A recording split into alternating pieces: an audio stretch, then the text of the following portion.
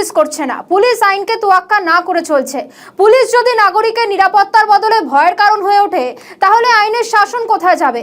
অভিযুক্তের বিরুদ্ধে শত দোষ থাকতেই পারে, তা বলে পিটিয়ে খুন? হালিশহরের ঘটনায় রীতিমতন উত্তপ্ত রাজ্য রাজনীতি। এলাকায় তোলাবাজি, মারামারির অভিযোগ উঠেছিল বীরজু কুমারের বিরুদ্ধে।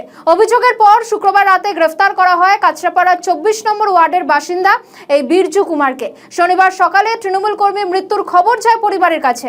পরিবারের অভিযোগ, পুলিশ হেফাজতে পিটিয়ে খুন করা হয়েছে যুবককে। তদন্তের দাবি জানিয়ে সরব পরিবারের লোকেরা। আজকে হালিশহরে যান মুখ্যমন্ত্রী শুভেন্দু অধিকারী। সেখানে গিয়ে তিনি ঠিক কি বলেছেন শোনাবো। সেকেন্ড হচ্ছে ওর পরিবারকে আমি হোম মিনিস্টার, বছরে 3টে অ্যাটেন্ডেন্ট পাই।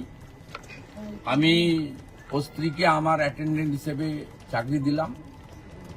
উনি শোক কাটিয়ে ওঠার পরে লোকাল থানার সঙ্গে অ্যাটাচ থাকবেন এবং 12 মাস 15,000 টাকা করে এরা পায় অ্যাটেন্ডেন্ট। 12 মাস কমপ্লিট হলে গ্রুপ ডিতে পার্মানেন্ট হয়ে যায়। কারণ বাকি চাকরি তো পরীক্ষা দিয়ে হয়, আমরা তো ভাবে চাকরি দিতে পারি না। C agreed. আমরা থার্ড যেটা বলেছি যে মৃত্যু অর্থ দিয়ে হয় না, কিন্তু সব প্রদেশেরই সরকার, কেন্দ্রের সরকার একটা দায়িত্ব থাকে। এই জন্য CM relief fund, PM relief fund, এই জন্যই ডিজাস্টার ম্যানেজমেন্ট ফান্ড, এই জন্যই থাকে, ব্যবস্থা থাকে সরকারের।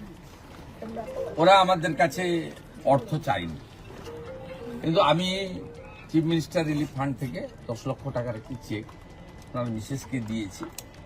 যেটা আপনাকে নিতে হবে না, আপনাকে একটা চাকরি, ছোট চাকরি হলেও দিলাম আমরা।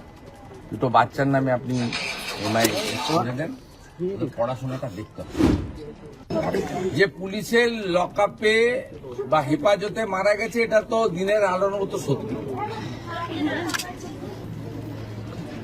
কতটা শারীরিক অত্যাচারে মারা গেছে বা কিভাবে মারা গেছে, এটা আমি বা ডিজিপি সাহেব বলতে পারবো না।